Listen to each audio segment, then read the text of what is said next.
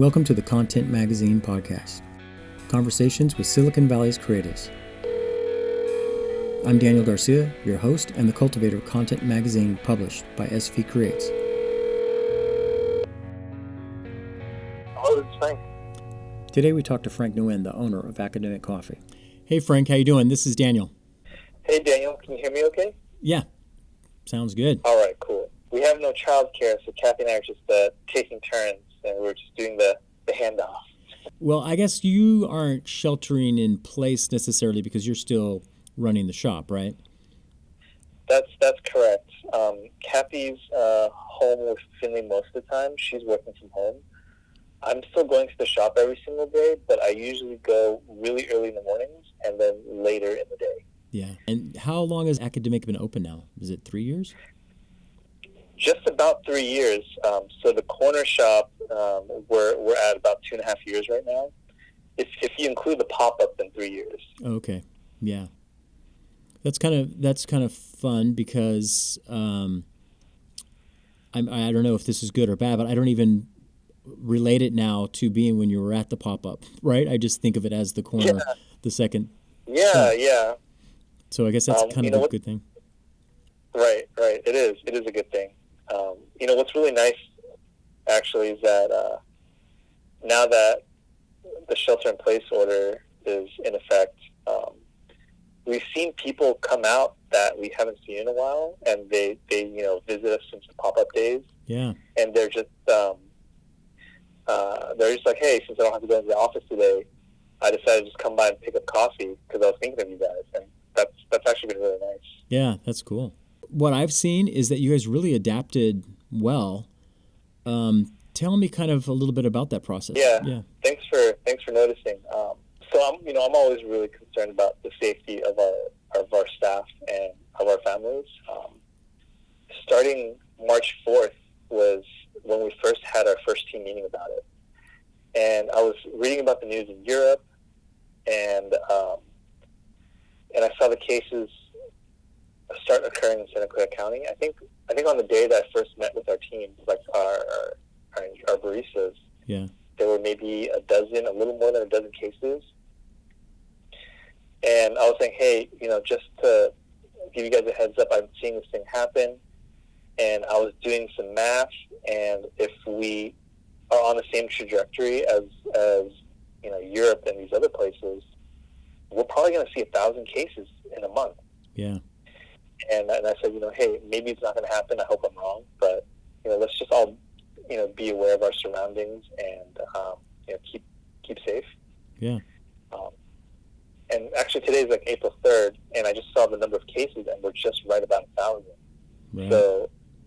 So like all those data scientists out there, the science speaks for itself. It's kind of crazy. Right. Yeah.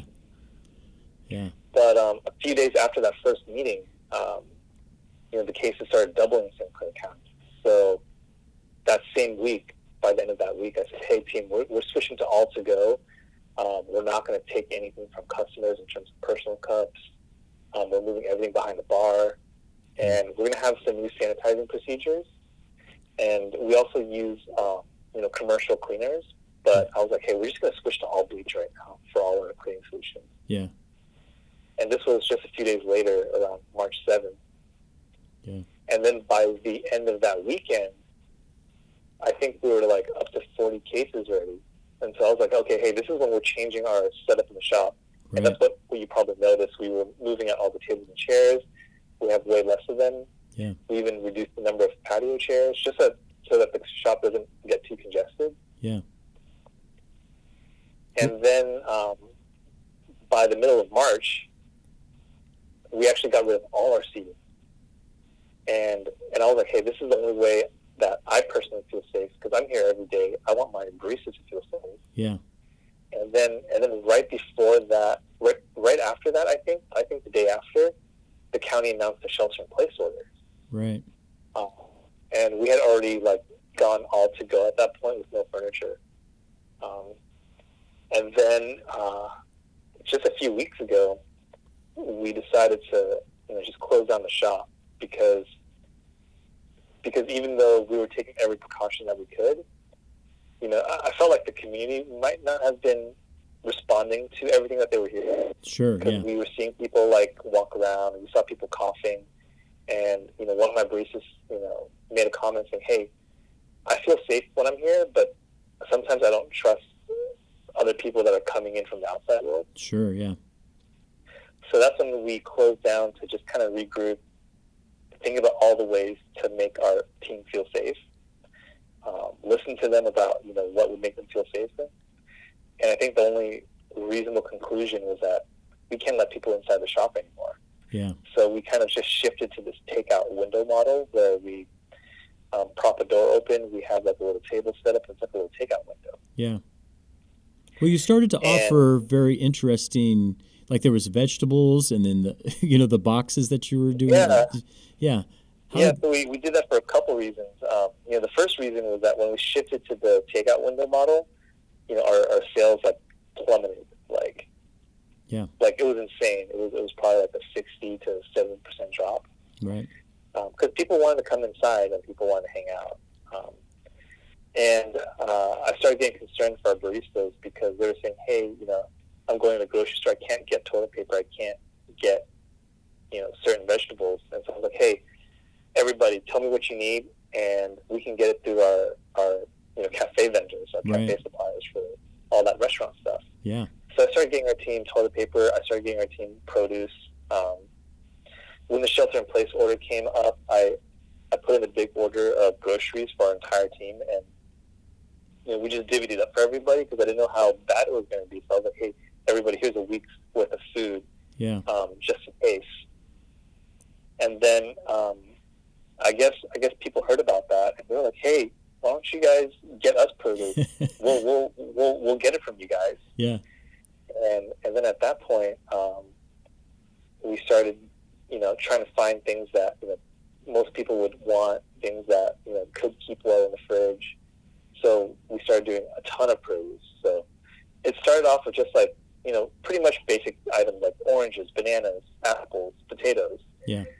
Then we were looking at our suppliers, and so many businesses had started closing or reducing their hours that produce was becoming affordable on the restaurant side. Yeah.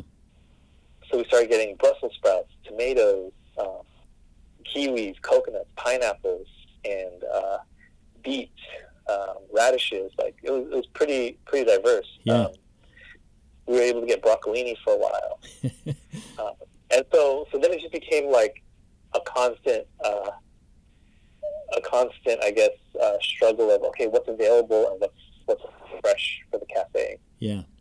And so that was our pivot, and then we started to reduce waste. We only sold pastries by the box. Yeah.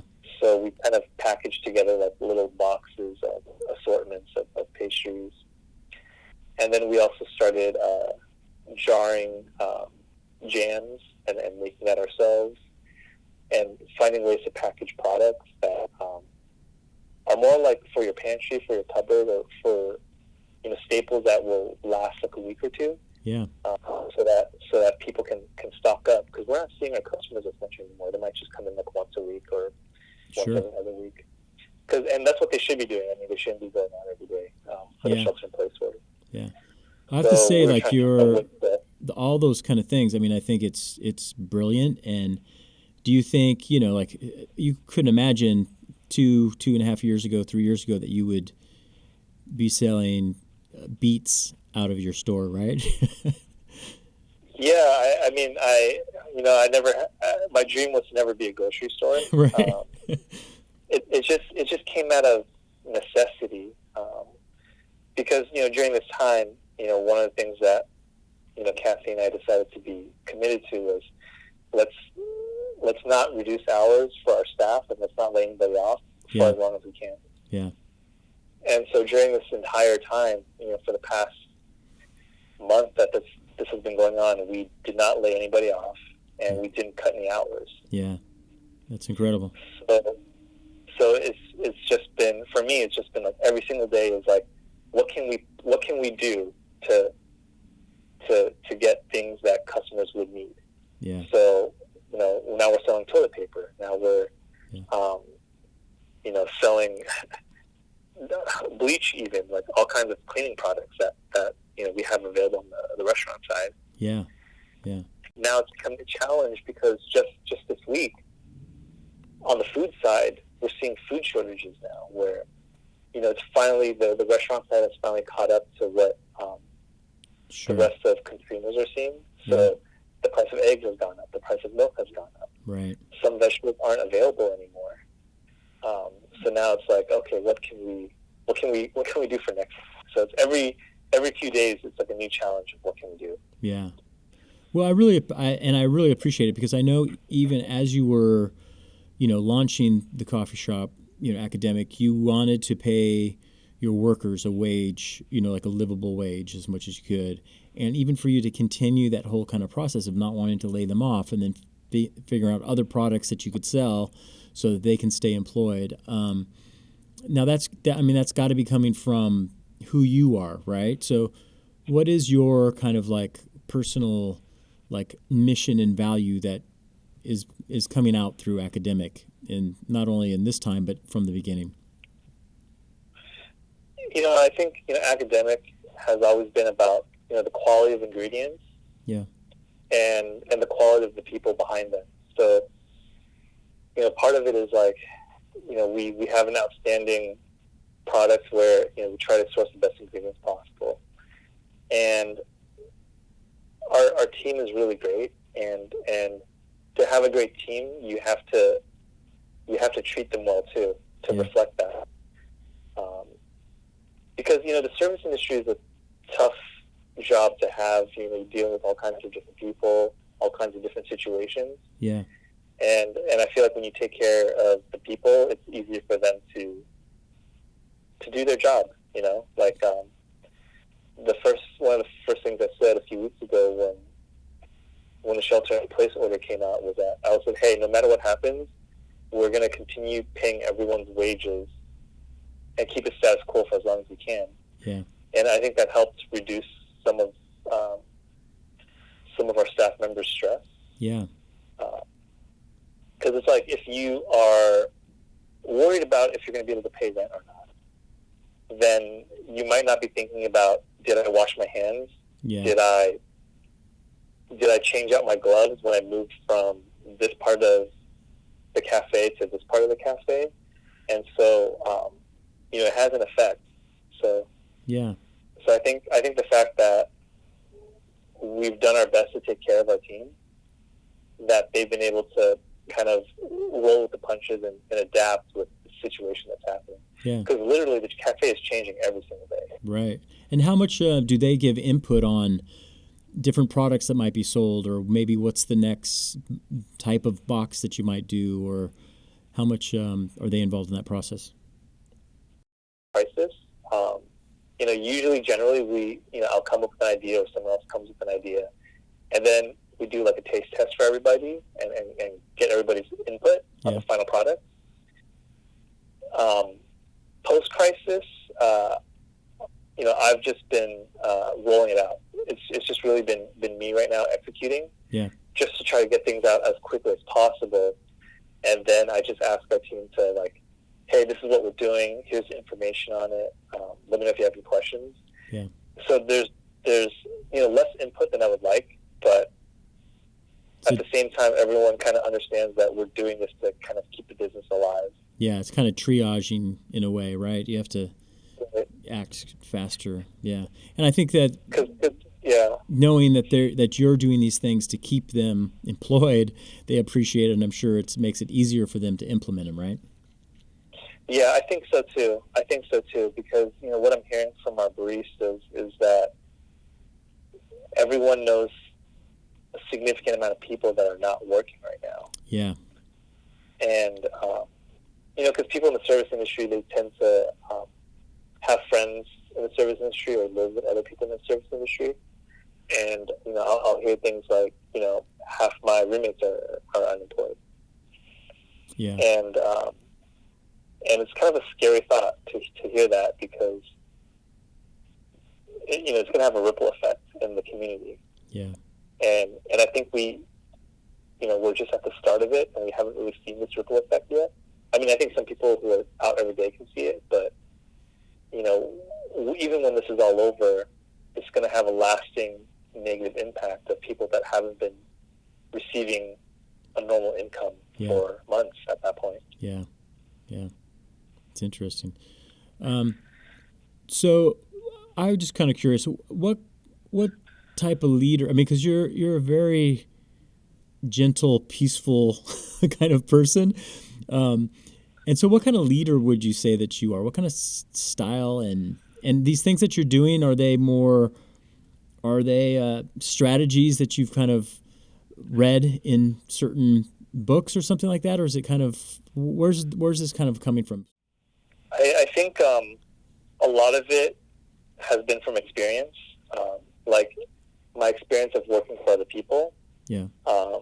And I take, you know, the good things that people, the way that people have been treated, the way that people have treated me. And then for, you know, all my negative experiences, you know, I think about, you know, what could have been better about that interaction. Yeah. So I've had so many jobs and over the years. I mean, they've all kind of been in marketing, but in different kind of industries, from consumer products to digital products to agencies and travel. So yeah. I think it's just a collection of experiences, and my style is really just to treat people the way that you'd want to be treted. Yeah, that's a good. Like if someone was gonna, like if someone's gonna give me bad news, what's the best way to deliver that bad news? Yeah. Or if I needed to, if something needed to be changed, it's like, okay, how would I prefer to take that criticism? Yeah. So I think that's, you know, I think that's my style, is just like, hey, I'm going to, you know, tell it like it is, but I'll just do it the nicest way I can. But, you know, and I'll try to present options, like, you know, these are the options. But, yeah, I guess that's my approach. Yeah, that's cool. What's so in those last few weeks, what do you think you've learned about yourself through this kind of transition and adapting time? What have you learned about yourself? You know, I think what I learned about myself was that it reminded me that you know, I'm just a person, because there were moments of weakness too, like, you know, when this, you know, when the shelter in place would have first happened, and you know, looking pretty grim, and then we closed down for a few days. Yeah. You know, it gets a little bit depressing, because, you know, for people that work in the service industry, you know, we spent 3 years building this business. Yeah. You know, busting our ass, yeah. working late hours, and we finally get to a point where, like, oh, this year is going to be so great. We have so much stuff lined up. Right. And you know, and even in the restaurant industry, it takes a while to make a profit. Yeah. So it's like, okay, well, finally, like, you know, looks like we're going to be doing okay. And then all of a sudden, it all comes crashing down. Yeah. And you know, I had, you know, a moment of depression where it's like, you know, was it all worth it? Should I have even done this in the first place? Yeah. Because if you look at, you know, a lot of people in the tech industry, they're going to come out of this just fine. Yeah. You know, if you work at one of these big Silicon Valley firms, you're still working from home. You're not seeing a loss in income. It's going to be fine for most people, but you know, for these small businesses, it's going to be really difficult. And so you know, I was stuck in that rut for a little bit, and then luckily, you know, Kathy reminded me that, you know, these are one of those things that, you know, this too shall pass. To just get up and, like, keep working on the next thing, and keep moving forward. So she gave me a pep talk, and, you know, that was really helpful. Yeah. But yeah, after that pep talk, I was like, okay, let's get back into startup mode. Let's get back into the days when we just first started and we were trying to do everything we could, you know, to keep the business going. Yeah. And then, you know, that's where it came out to be like, okay, we're loading new products all the time. We pretty much launched a brand new pre-ordering website in 48 hours. Yeah. And I built the whole thing myself. Yeah. But it's just sometimes you just gotta like shake it off and get back to work. But in some ways, right, that's kind of exciting, right? Even though it's trying, it's tiring. Did you find that kind of, oh, wow, this is kind of fun being kind of in this startup mode again? It's hard to say fun right now because it is still extremely stressful. Yeah. Because now we have the baby too, and right. I'm the primary caretaker. I was the primary caretaker, but we had our parents come in a couple times each a week, so 3 or 4 times a week to give us some relief while we can work on things. And now it's just the two of us, so we're taking turns there. So it's a little bit more difficult. But it does feel good when we have those accomplishments, though. Like when we launch a new item that actually does do well and people really enjoy it and give us good feedback on it, that does feel really good. And we're like, okay, we live to see another day kind of situation. Yeah. So what would you say, and you don't have to talk necessarily more, you don't have to give details for yourself, but more of your experience of having a business. How many months do you think that small business owners can kind of trickle along at this rate? Honestly, I would say it's hard to guesstimate, but I would guess at least 2 months for most people. Yeah. Because there are things that you can defer, and even with the recent legislation announcements, that buys a little bit of time. So I would say 2 months. Yeah. 2 months if they are committed to staying open. Right. I think, honestly, I do think that, if you just closed up and laid people off, that actually buys you more time. Interesting. Because all of your operating expenses are greatly reduced. I mean, labor is the biggest operating expense. Right. So, I think that's why there's a lot of places that are closed right now. It actually probably makes more financial sense to close. Yeah. But, from my point of view, I would rather stay open and struggle during that time because, one, we don't know how long this is going to last for. Yeah. So we just, the best way to do it is to, I think, just operate as safely as you can. I've equipped our team with, I've given, every staff member sanitizer. I've given every staff member gloves. And I was able to just get masks recently, so we're going to start rolling out masks for everybody, too. Yeah. We also have, a UV sanitizer for personal items at the shop that I was able to acquire. Yeah. But I think, the reason why I want to keep everyone employed is that, when this is all over, if you had laid everybody off and you open again, you're going to have to hire again. Yeah. Maybe you'll hire back some of those previous employees, but they're not going to be happy. Right. And if you hire new employees, you're going to have to train them. Yeah. That's a different set of challenges. Yeah. And my challenge, my preferred challenge is to figure out ways to keep going. And then when this is all over, you'll still have the same people by your side. Yeah. And they're going to be fine because they were taken care of during this time. Yeah. And I think, we'll come out stronger. Yeah. I think your next shop needs to be called Admirable because what you're doing is very admirable. It's very, it's just great to see, business owners realize that they're not in it alone. It's the whole community, and so I really appreciate that about your place, that, the quality of the coffee, of course, experience, but also just what you've been doing in this time. I think it's really admirable. It's really awesome, Frank. Yeah. Thank you. I appreciate that. Yeah. So before this, what was your thoughts for 2020? I thought this was going to be our best year ever. Because we were working on some really big projects. We just had our own private label coffee launch at the end of last year. Yeah.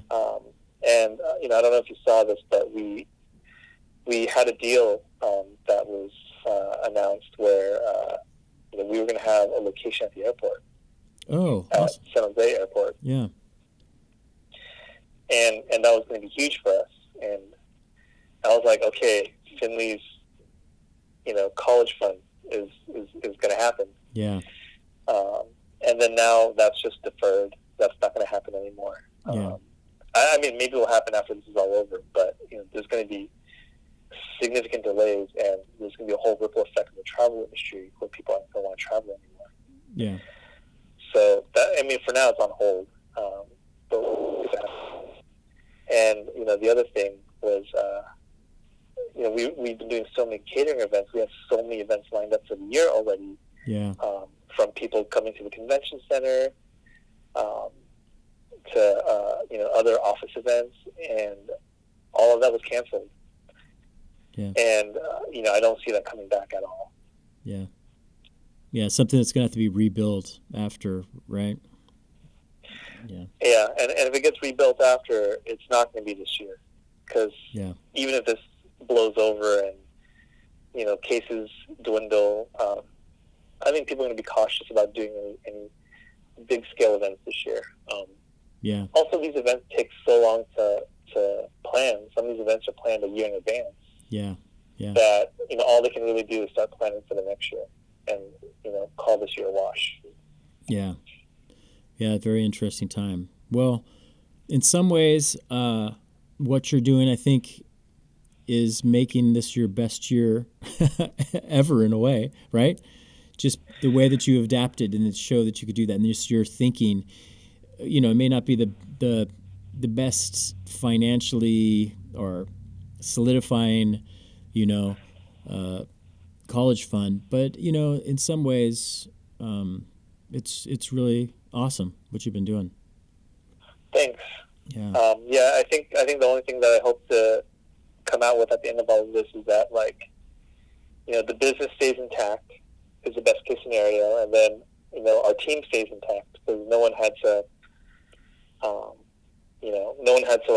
move back in with their parents or leave or do something else, or everyone stays together. Yeah. Keeping the family together. Yeah. Awesome. Cool. Well, that's great, Frank. Thank you very much. I really appreciate you taking the time to talk. And well, thank you for your time. Yeah, I appreciate you talking. Yeah, thank you, Frank. Yeah, take it easy, and we'll see you. And good luck through this whole rest of the shelter in. All right, talk to you soon. All right, bye. Okay, thanks. Bye.